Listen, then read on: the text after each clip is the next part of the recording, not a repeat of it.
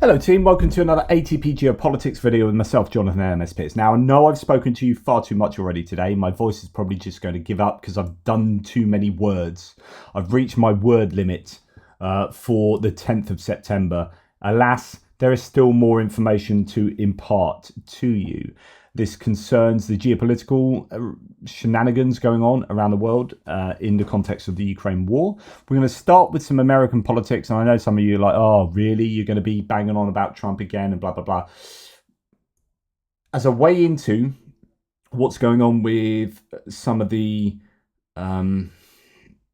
events in European politics, there's a great segue that goes through what's going on in American politics. So, and the involvement of Russia in the election in the US. Now, this is coming an issue from Julia Davis. So, she's Russian media monitor. She translates Russian propagandists on state television, giving their often genocidal rhetoric and outright statist propaganda.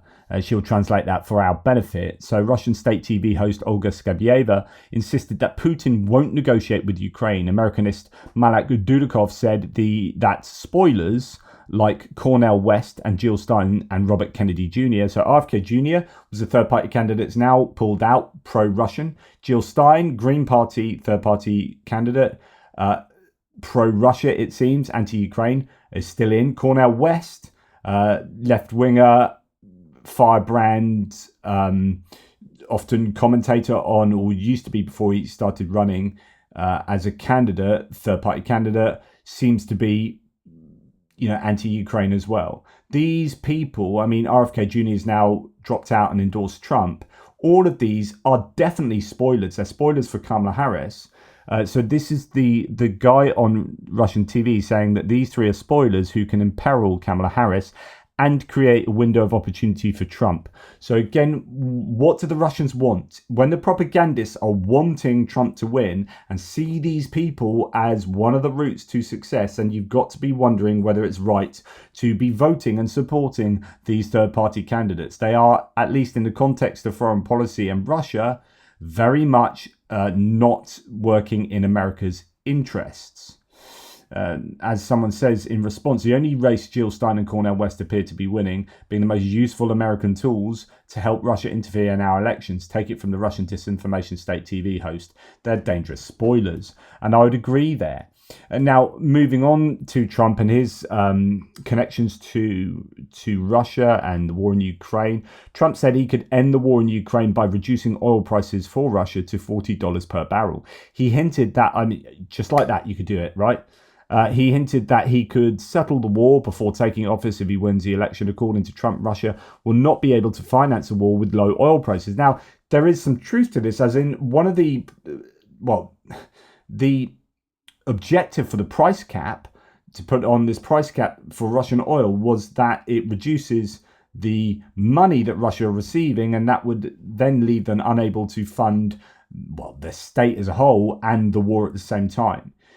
The price cap worked initially, but now there are too many ways around it. This was a good, well thought through action because it was quite clever in a sense. They were getting, say, Lloyd's of London, maritime insurers, predominantly through London, to not give out insurance to ships that were transporting Russian oil over $60 a barrel. And that meant that you could buy it from elsewhere at a higher price, but you couldn't buy oil from Russia for over $60 because you wouldn't get it insured and you wouldn't be allowed into certain ports, so on and so forth. And then you started seeing these ghost fleets operating. And this had an effect initially until they found their ways around it. It's how do you get Russia to sell their oil at $40 a barrel? Well, one of the things, Trump says these things, but then gives no detail on how that's going to happen.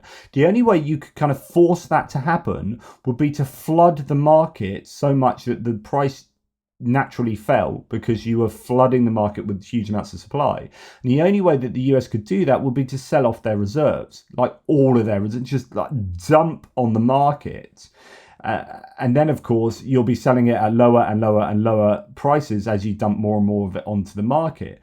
And you would not then, when you eventually come to buy back your strategic reserves, you'd have to buy it back at higher prices. Biden did a very good job of selling some of that at high prices onto the market, and then when prices dropped, bought it back at low prices and made a profit for the US. Like, that was clever. But if you're going to do it to the point where you would take the price per barrel down to $40 and do that quickly, then you'd be absolutely hammering your reserves. But he says he can do it. Quote, I will literally call two people the very same night it becomes known that I've won, Putin and Zelensky. We will make a deal within 24 hours.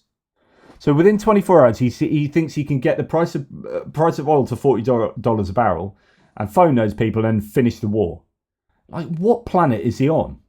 Anyway, we've heard him really show his sympathies towards Russia. So this was when the Tenet Media, $10 million from funneled through RT, Russia Today, or at least people associated with that, basically from Russia through to a media organization in the US, who then funneled that to YouTubers, who then were disseminating pro-Russia propaganda. That was all found out, Department of Justice, indictments, so on and so forth. Someone like Trump at a rally here suggests that this was just a Democrat hatchet job, rather than being a threat to American democracy and the information domain. It started again. The Justice Department said Russia may be involved in our elections again. You see that, Mr. Congressman? Great congressman from Texas. You see that? Russia. It's Russia. And you know, the whole world laughed at him this time. 2.5 years, not a phone call made to Russia, not anything to do with Russia, except stopping their pipeline and lots of other things that these people approved. And they said just the other day, the Attorney General, we are looking at Russia. And I said, oh, no, it's Russia, Russia, Russia all over again. But they don't look at China, and they don't look at Iran. They look at Russia. I don't know what it is with poor Russia. That's very, but you know what? And it's that end bit. I don't know what it is with poor Russia. Oh, poor Russia.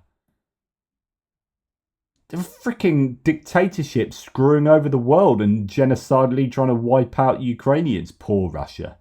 Like, what are you on, mate? As this source says, Trump supporters in the last few days, how can you say Trump is a Russian asset? Putin endorsed Harris. Trump today, of course, Putin was joking. Didn't you see he was smiling when he said it? He's absolutely supporting me. So this is in response to Putin playing, I think, a bit of a double bluff there by saying he's endorsing Harris or wants Harris to win. Previously, he said he wanted Biden to win. And my opinion is that was just to try and get people to say, oh, Putin's on Biden's side. Well, we need to vote for the other guy. Let's vote for Trump. And then people vote for Trump because of what Putin says. And Putin actually wants Trump to be voted in. That seems to me fairly obviously what's going on. And in fact, Trump kind of understood that. He said it was tongue in cheek. And in what Trump has said in the previous time shows that's Trump's opinion too. I knew Putin. I knew him well. And, you know, he endorsed, I don't know if you saw the other day, he endorsed Kamala. He endorsed Kamala. I was very offended by that. I wonder why he endorsed Kamala. No, he's a chess player. He endorsed Kamala. Should I be, Congressman, should I be upset about that? No? Huh? Was it done with a smile, Ron? Was it done with a smile? I think it was done maybe with a smile. I don't know. Who the hell knows? Nobody's going to figure it out. They're about 19 steps ahead of us. But this whole Russia thing, nobody was tougher on Russia in history than Trump. And the person that knows that better than anyone is President Vladimir Putin. He knows it better than anyone. Demonstrably lying there. Putin came out of that Helsinki press conference and believed Putin over his own intelligence services. And he's saying no one was tougher on Putin than me. No one's tougher on Russia than me in history. Like, what are you talking? Do you not know the Cold War? Like, what are you on about? Just blows my mind. People believe this guy. And then you're thinking, is this just a new thing? This is going back to 2013. But the current politics are back at home. We know that there is a tense relationship between President Obama and Vladimir Putin, especially when it comes to world stage issues. Do you have a relationship with Vladimir Putin, a conversational relationship, or anything that you feel you have sway or influence over his government? I do have a relationship, and I can tell you that he's very interested in what we're doing here today. He's probably very interested in what you and I are saying today, and I'm sure he's going to be seeing it in some form. But I do have a relationship with him, and I think it's very interesting to see what's happened. I mean, look, he's done a very brilliant job in terms of what he represents and who he's representing. If you look at what he's done with Syria, he's done a brilliant job. Let's look at his opinion towards Russia's involvement in Syria, which is absolutely egregious, by the way.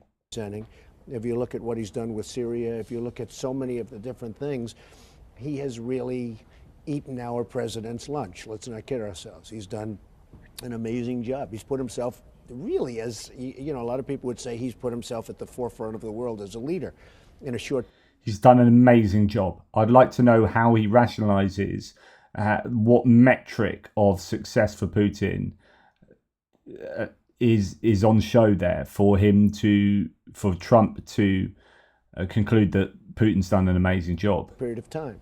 Now, in all fairness to Obama, I think that he's done the same thing with Bush, with President Bush. I think that Putin has done an amazing job of showing certain leadership that our people have not been able to match. Now, there is an element of truth to the claim that actually Putin did manage to manipulate Obama and Bush, but this, fawning over dictators is something that Trump has done for a long time. He loves those strong men. They're brilliant. They've done an amazing job. He does it with Kim Jong-un. He's done it with Jair Bolsonaro. He's done it with Viktor Orban. He does it all the time with Viktor Orban. He does it with Xi Jinping. It's just, yeah. Now, on the other hand, Mike Johnson is the Speaker of the House of Representatives, Republican, who was largely responsible on behalf of Trump for holding up the congressional package, the appropriations bill for Ukraine for 7 months, right? But actually, his personal opinions on Russia are fairly okay, right? And here we've got a Republican saying the right things. Ukraine is making important advances against Russia. It is clear that the Biden-Harris administration continues to hamstring Ukraine. Absolutely right. These restrictions need to be lifted, and I've just done a breaking news update on that, and it's looking like the restrictions will be lifted now, which is really good news, but it's way too late. And Mike Johnson is correct in saying this. Now, why can't this be said front and center in a rally? Why can't Trump say things like this? We need to be hearing this not from someone like Mike Johnson, who's been somewhat sidelined in the campaign. Why is JD Vance not saying this? JD Vance is saying the opposite to this. Trump is saying the opposite to this. Just really frustrates me. On the one hand, that's great, Mike Johnson. On the other hand, where are the rest of you guys saying it? Nikki Haley's another one who has fairly decent opinions on Ukraine, and in fact used that as one of her campaign differentials between her and Trump when she was running for the presidential nominee. So America can never be so arrogant to think we don't need friends, she says. Our friends are fighting America's enemies across the globe. We need to be a friend of Ukraine, not to make them beg. We need to be a friend to Israel, not promise to give them what they need and take it back. We need to be a friend to Taiwan. We need to make sure China never thinks about invading. Absolutely right, particularly with regard to Ukraine there, Nikki Haley. Why are you saying this on some channel, Face the Nation? Okay, it's a pretty big show, but why aren't you saying this on Fox News, and why aren't the other Republicans saying this? Why is it Mike Johnson and you and Lindsey Graham, but the main mouthpieces on Fox News are repeatedly giving different opinions than you? It's just really, really frustrating. So I talked about this in the breaking news update. The US is ready to take serious actions against Iran due to its supply of missiles to Russia. And as Anthony Blinken is just given a press conference with UK Foreign Minister David Lammy, and they have been talking about Iran's missiles, and he has confirmed that they have found their way to Russia and they're going to be used in the coming weeks. And so the US and the UK and France and Germany are actually coming down hard on Iran. They have sanctioned Iran further. They have sanctioned Iran air, so on and so forth. The question is, what more can you do with Iran short of going to war with them? So really, the punishment, I guess, is more effectively meted out against Russia rather than Iran. But it's good that, I guess, the US and UK and others are going harder on Iran there. Now, talking about American disinformation and that whole Tenet media situation, there's a really good article in NBC News here, from a DC studio to an indictment, how a Russia-funded media outlet seeded propaganda in the US. This starts with looking at RT. So Russia Today started as a bona fide news organization in Russia, and then it's developed into much more of a, I think, just a propaganda entity, outright kind of almost Russian Kremlin department. And develop it did, they say. In subsequent years, Russia Today would rebrand to RT, expand it to other languages, and even open a studio in Washington, D.C. in 2010. As Russia's primary English language voice around the world, the operation would eventually be available on TV to more than 100 million viewers in the US and Europe, launch ad blitzes in the UK, and even hire American journalists. They hired British journalists, American journalists. Lots of people have appeared on RT. Nigel Farage was on there not infrequently, and a number of other people too. Alex Salmond used to have a show on there, I do believe.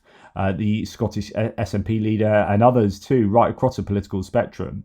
They really went hard on their influence operations there.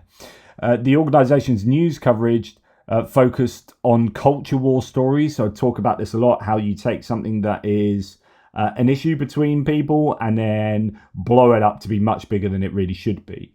But took a divisive angle towards American politics, gaining viewership over the years through social media platforms like YouTube and X or Twitter, where it still has over 3 million followers.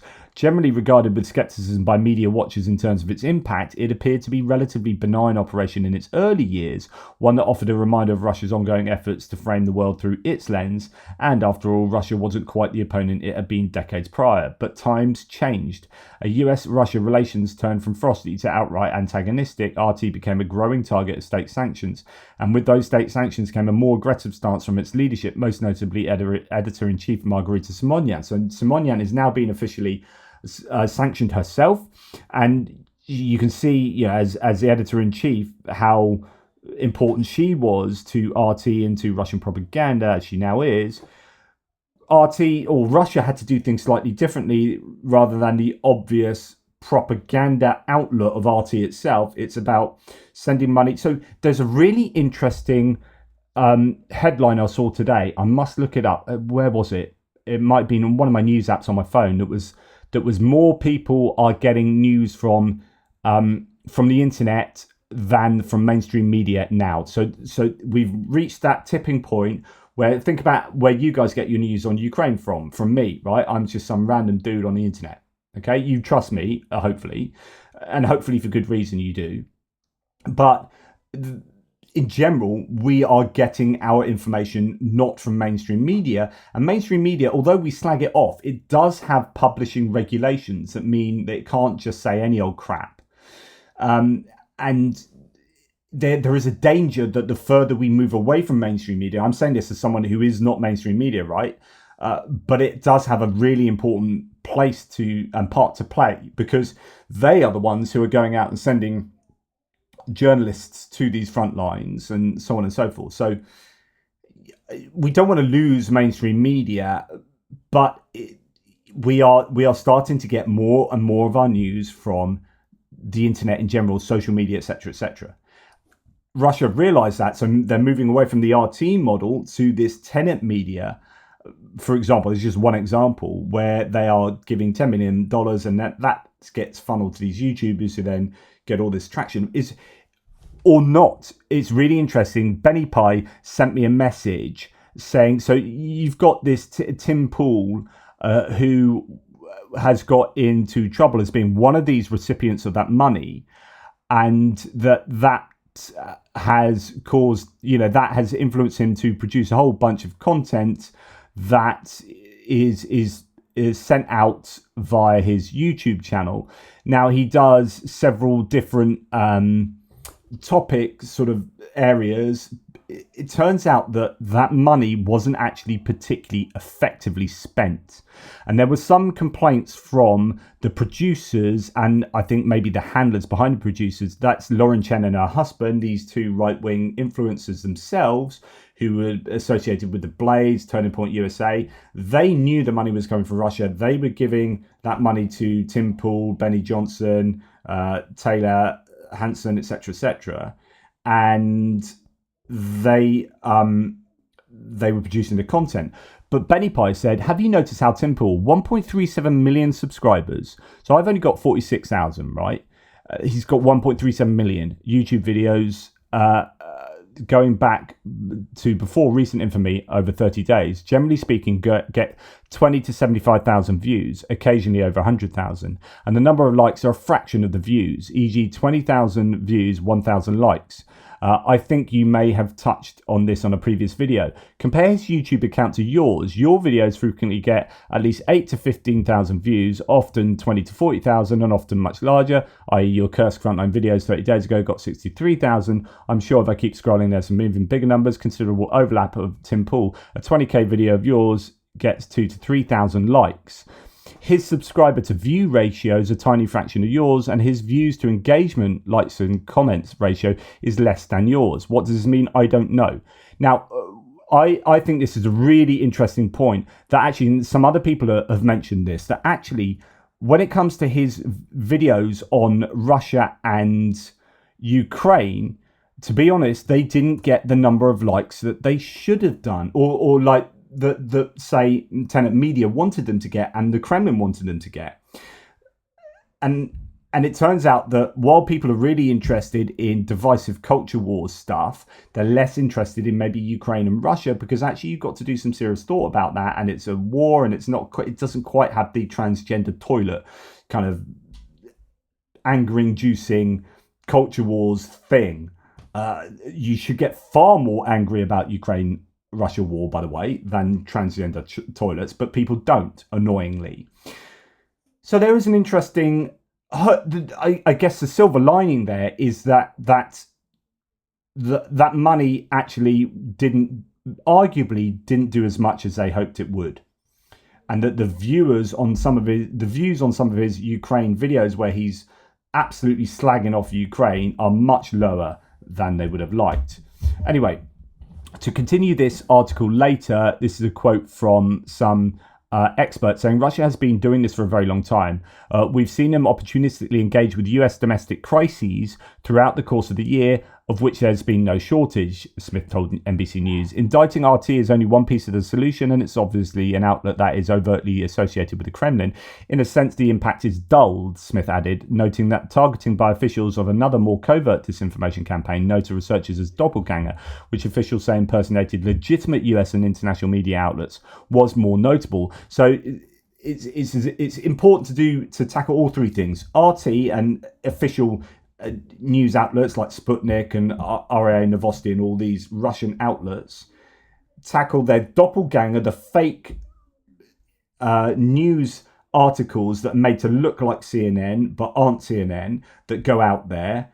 That's outright, over fake disinformation. And then chase the people who are taking Russian money, whether wittingly or unwittingly, and producing pro-Russian narrative themselves, and follow the money and follow all of this. Obviously all of it goes back to the Kremlin, but those are the three kind of different dimensions there. The videos included commentary, so then it goes on later to talk about these sort of YouTube videos and whatnot. The videos included commentary on US events and issues including immigration, inflation, and other domestic and foreign policy topics. Content was, quote, often consistent with the government of Russia's interest in amplifying US domestic divisions in order to weaken US opposition to core government of Russia interests, such as its ongoing war in Ukraine, according to the indictment. RT has been previously flagged as a source of Russian propaganda and disinformation and was required by the Justice Department to register RT America as a foreign agent in 2017. 2014, following US intelligence findings that the organization contributed to Russia's efforts to influence the 2016 US election by collaborating with WikiLeaks and by serving as a platform for Kremlin messaging to a US audience, specifically promoting candidate Donald Trump and denigrating Hillary Clinton. So this has been found out. I know if you're a big fan of Trump and hated Hillary Clinton and wanted Trump to win, you are going to automatically have your hackles up to listening to this. But it's true, there was interference. Now, whether it affected the election enough to tip the balance, who knows, right? That's a counterfactual we'll probably never know. But there was interference, there was meddling. Now, RT America left the air in March 2022 alongside its operations in Europe after Russia invaded Ukraine and the production was dropped by DirecTV and Roku. It was blocked by platforms like YouTube and Reddit. Instead of shuttering, the state media organization found alternate ways to distribute content, including a social media bot farm, the DOJ said in a July news release outlining its efforts to remove the content. In response to NBC News' outreach over Telegram, an RT representative sent a list of tongue-in-cheek replies, including 2016 called and it wants its cliches back, and we got to earn our Kremlin paycheck somehow, and ha ha ha ha ha. So these are famously the answers that RT gave back to NBC News when NBC were questioning on this. Like literally one news outlet, it's like the BBC saying to if the BBC were found to be doing something for the Kremlin, and CNN said, what are you doing with there? And the BBC went, ha ha ha ha ha, we got to earn our Kremlin paycheck somehow. It's like, it's just they're blasé about it. Obviously the BBC News aren't doing that. This is RT. Darren Linville, a professor director of Clemson University's Media Forensics Hub, said the DOJ can clearly point at and name RT as one of the multiple Russian entities targeting the US, giving the department a reason to continue to focus on it. Quote, RT does still have a fairly significant reach in this country, Linville said. There are plenty of right-leaning Americans that share RT news stories, and RT Español is also very popular, at one time the fastest growing news outlet in Latin America. And we've heard recently the White House brought out a report or a statement to say that the Russians are really focusing on Latin America for their disinformation campaigns. So that they would have a very fast-growing RT Español is absolutely unsurprising.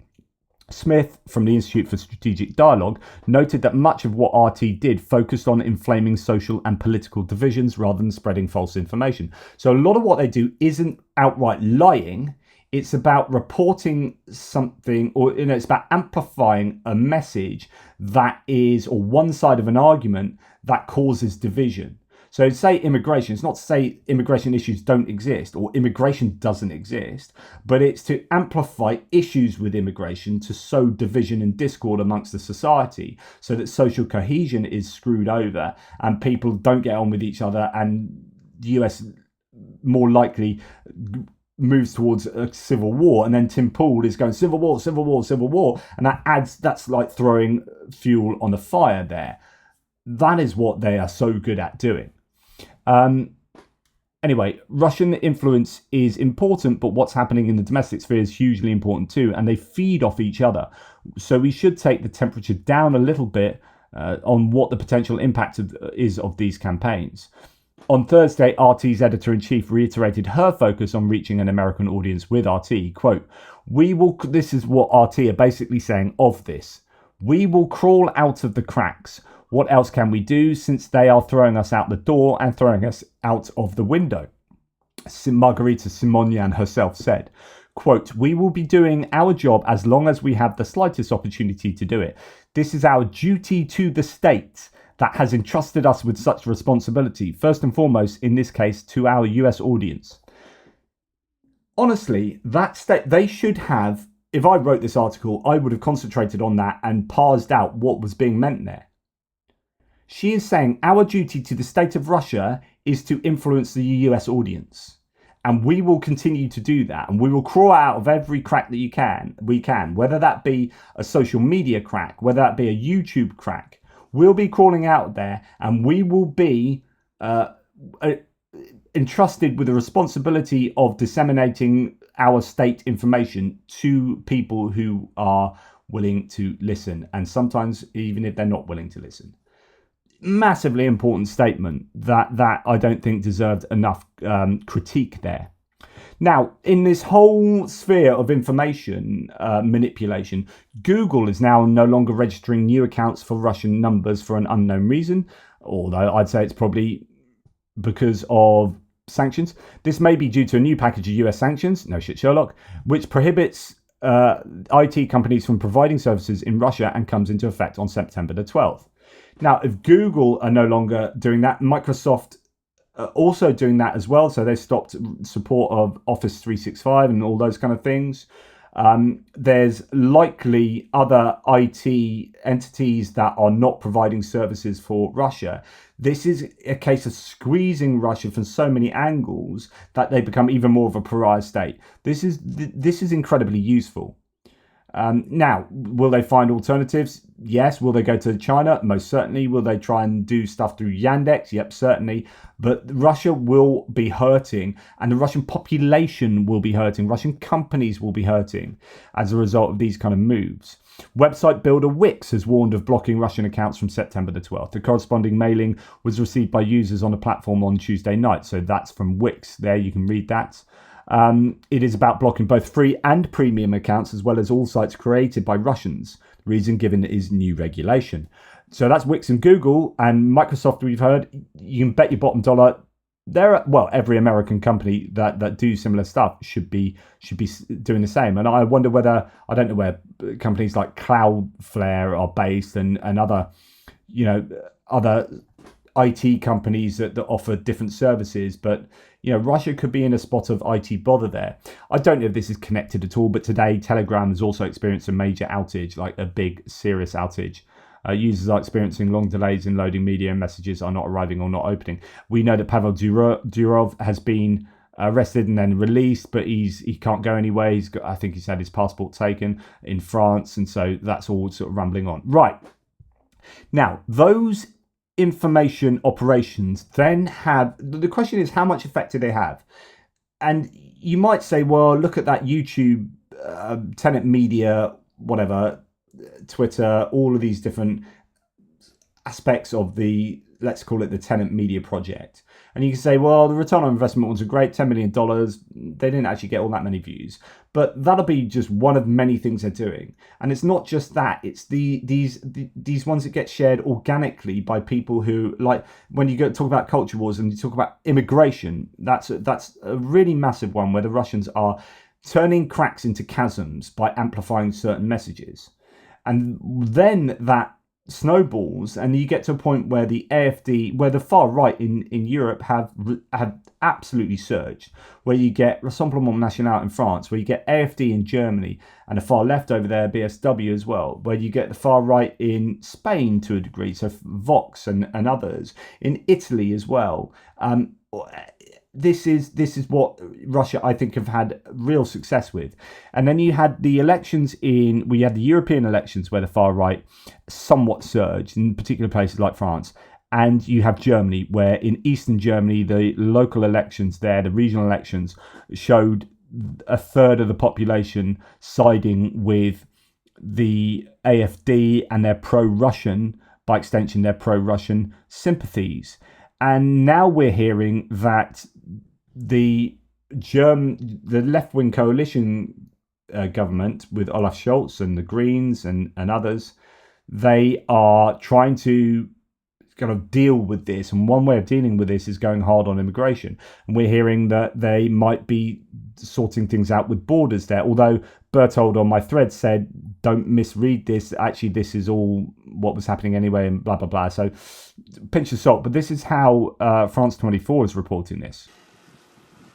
Well, this has really angered people here in Brussels because, of course, this goes against the spirit of the Schengen Code, which is the code that means that you don't need a passport to travel between EU countries. Border controls between most EU countries were eradicated many years ago. However, there is a possibility to have temporary exemptions to the Schengen Code. Germany already had two of these, with Austria and with Poland. But what has really taken people aback here is this is all of Germany's borders. And Germany borders 9 countries. It's right in the center of the EU. And to have this kind of blanket exemption without really a seemingly good justification has a lot of people worried, because this could cause a domino effect. Given that Germany is right in the center of the EU, other countries could follow suit with very flimsy excuses. Netherlands probably next. And then you could see the whole Schengen system unravel. So the question is, will the Commission accept this notification from Germany of a temporary restoration of border controls? Commission President von der Leyen has not really shown an appetite to take countries on these temporary exemptions, which have been growing larger and larger. There's about 11 in place right now.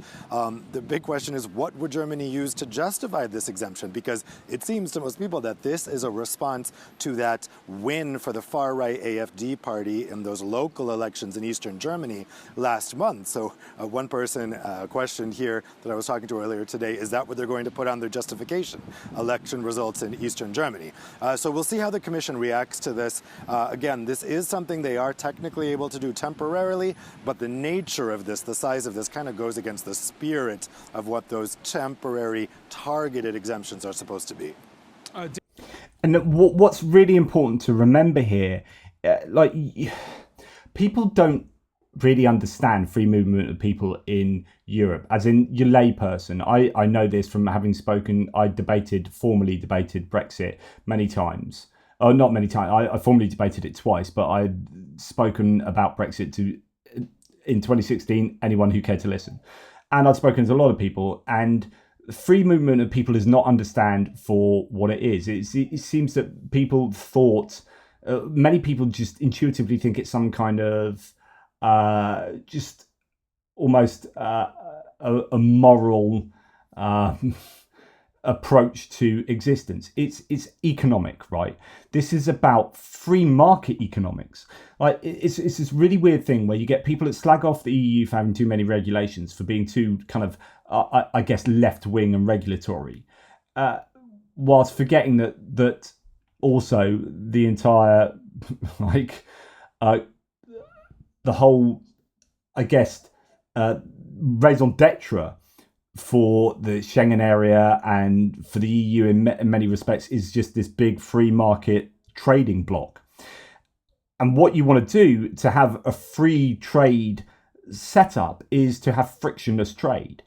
And so you want to get rid of borders, so you get the 4 pillars, isn't it? Free movement of, capital, products, services, labour. I think that's it. So basically, you need everything to move around freely, and that means there are no barriers to trade.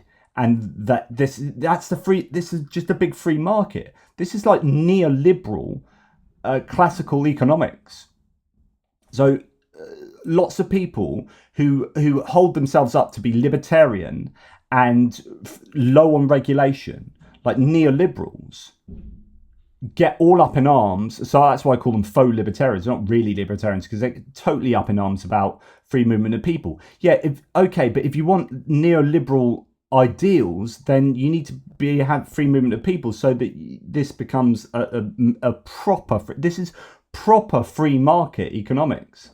Like if you're really serious about Milton Friedman and that kind of economic outlook, and the Club of Rome and whatever, you want Chicago Boys, not Club of Rome, Chicago Boys. If you are really serious about free market economics, then you should be serious about the EU and what it's trying to do. Now, if you're going to close the border, so if Germany gets away with closing its borders down, then all other countries start doing this. And if this is a result of the AfD, like this domino effect of immigration causing this, when actually it should be immigration into the EU, not internal immigration, that's causing the problems. People are more worried about like brown people coming from Syria and Afghanistan and India, etc., etc. That's what a lot of people on the right are really worried about. But actually, that's now causing internal borders to shut down, and then you're moving away from free market economics, and that will have an economic impact on trade and profits, and a real impact on the ability to outcompete entities from outside the EU, and therefore will affect your tax income, etc., etc. Dave, later in the France 24 debate, we're going to be asking about kind of the Trump effect on issues like immigration. Where you are in Brussels, you're about to have a new European Commission that's to be announced soon. The next 5 years are going to be very different for open borders? I think so. I mean, look, we're seeing the pressure that the far right is causing on mainstream parties, even in Germany, which is a left-dominated government with the liberals participating. And so if you have this kind of knee-jerk showboating reaction from a center-left government, from a center-left chancellor, what are we going to see from the far-right governments in Italy and the Netherlands? And I think this is showing that right now, mainstream parties are kind of flailing in how to respond to the rise of the far right, and they may try to ape them when it comes to these migration policies to try to address some of the concerns that people have been expressing.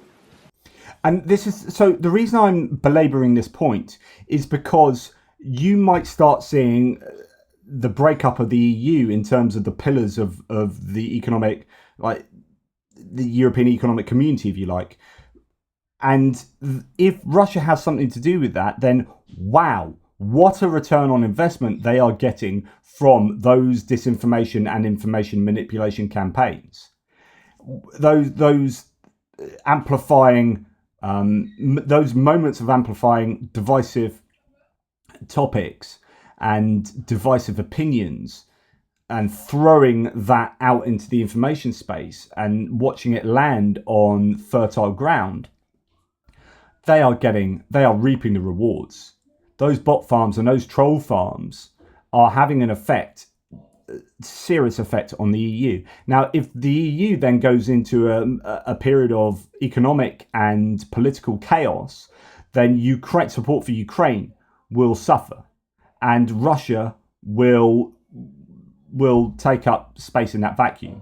This is super important. So that's why I've gone from information manipulation in the US and how that's working to try and get Trump in charge to undermine support for Ukraine. And in Europe, this is what it looks like, potentially. This is where it's going, where the EU is struggling to contain the rise of the far right, and this could spell the end of the EU.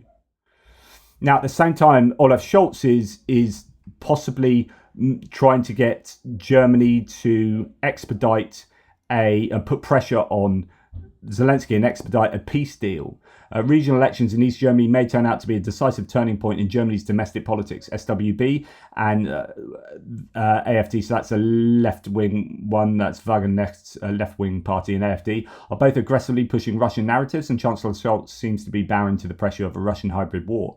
Jay in Kyiv says Scholz ready to get that sweet Russian blood money, even while Russians are blowing up German factories and poisoning the water supplies of German military bases.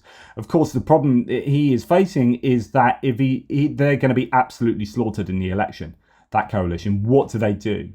You've got to hope that the CDU just managed to get Germany back on track in terms of much rather have a centre-right government in kind of Merkel's old party, the CDU, coming back in rather than AfD, and a coalition with AfD would just be absolutely horrific.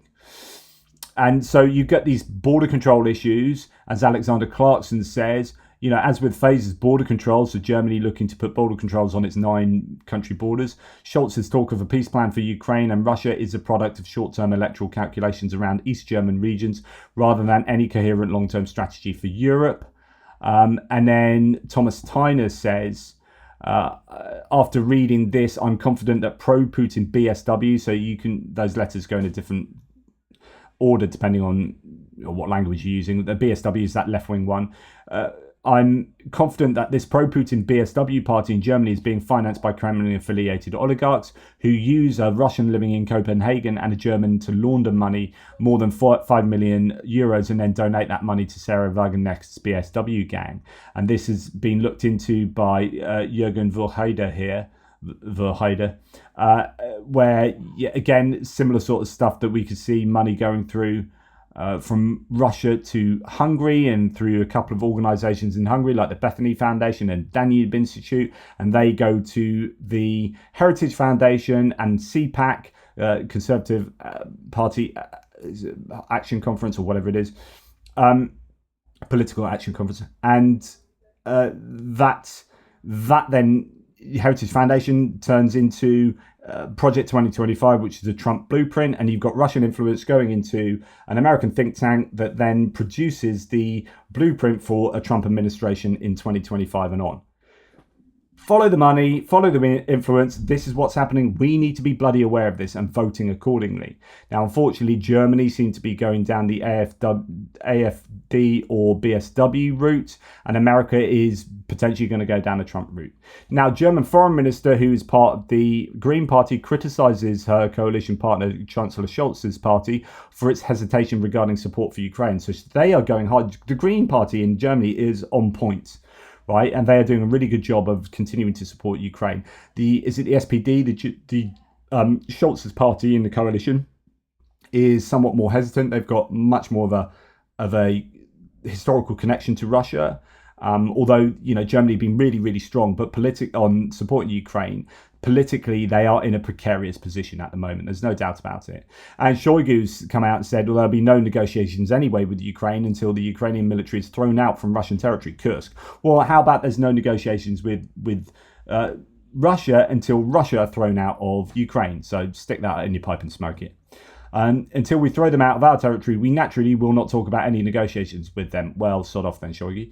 Right, the Biden administration submits Ukraine strategy report to Congress, according to Reuters.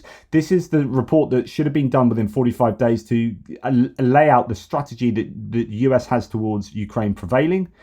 And it was part of the $61 billion appropriations bill. They were supposed to have done that in 45 days, so it should have been done by June or in June. It's September and they've just got that. Don't know any details of that yet. It's going to be fascinating to see what comes out of that. Right. The EU may suspend funding to Slovakia due to violation of democratic norms, according to Bloomberg. European Commission is working on a proposal to condemn Slovakia for deviating from democratic norms, which could lead to freezing part of the 12.8 billion euros allocated to Bratislava.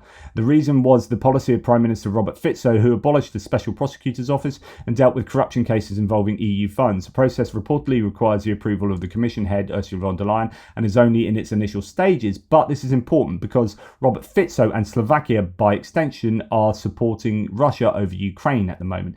In fact, the Ministry of Foreign Affairs in Ukraine has reacted angrily to Slovakia's Prime Minister calling some of their troops Nazis. So what happened, this was yesterday, day before, Robert Fico, visiting a Holocaust Memorial Museum, said, quote, "We all talk about Nazism. At the same time, we silently tolerate that units are running around Ukraine."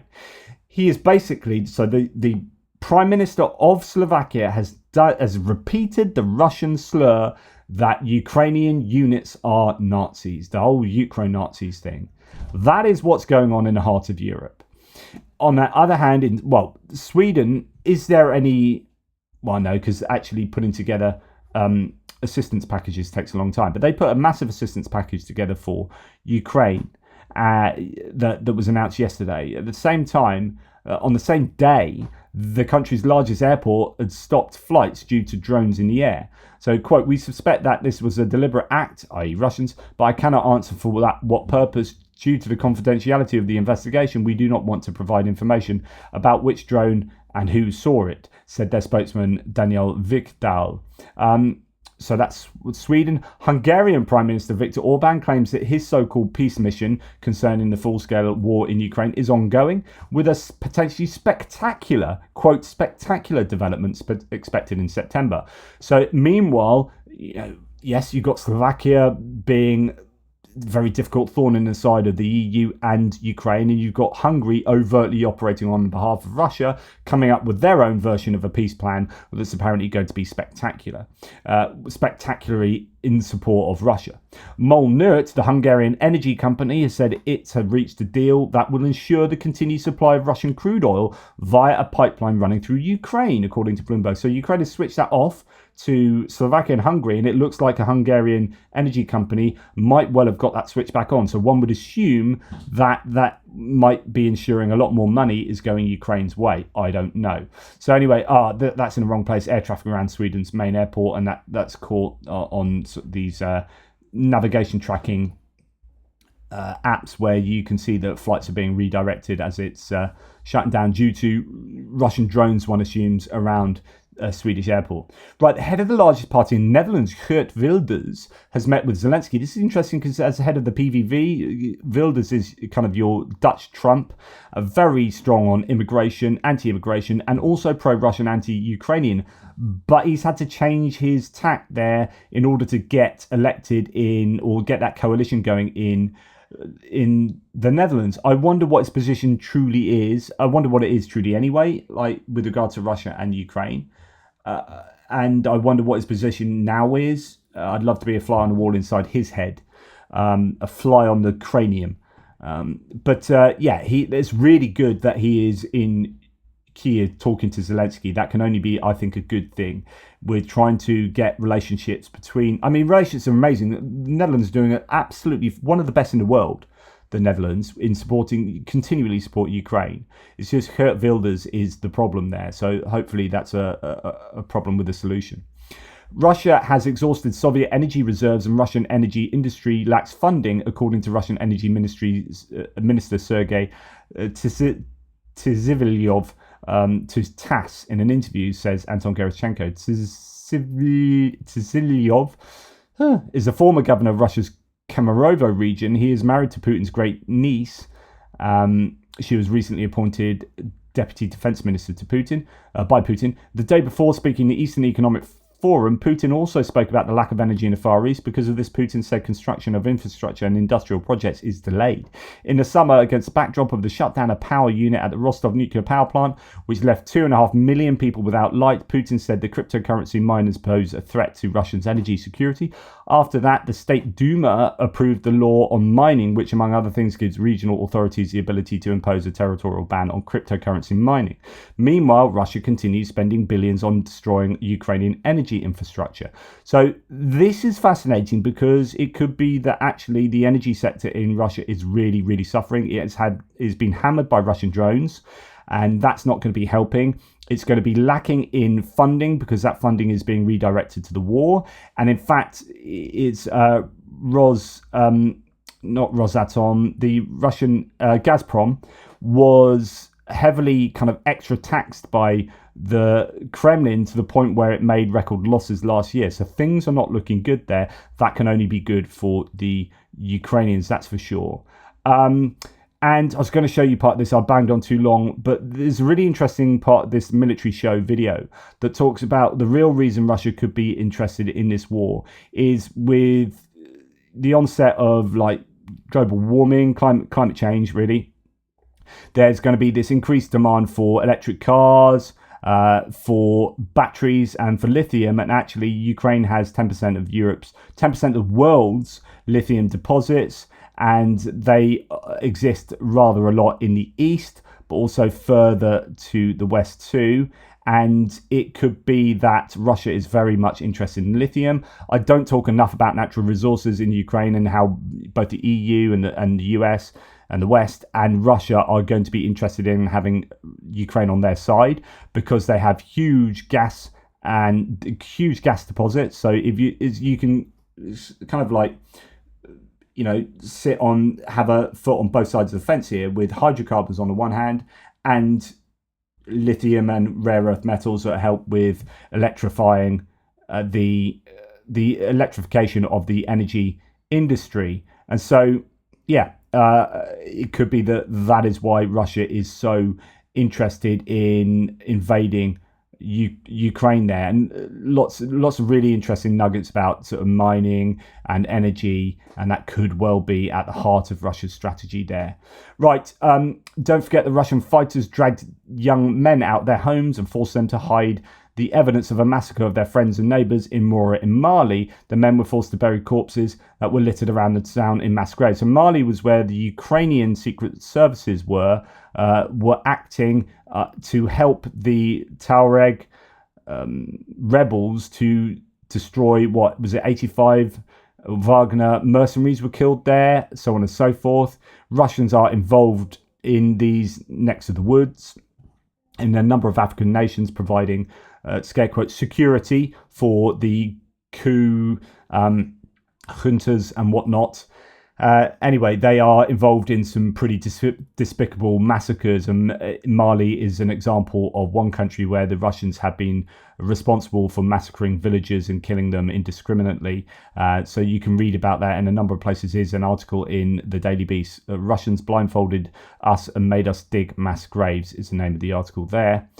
And as I've mentioned in my breaking news update, Blinken and Lammy in the UK, Anthony Blinken, Secretary of State, have met. It looks like there could be a relaxation of restrictions on use of missiles into Russia. Go and check that out.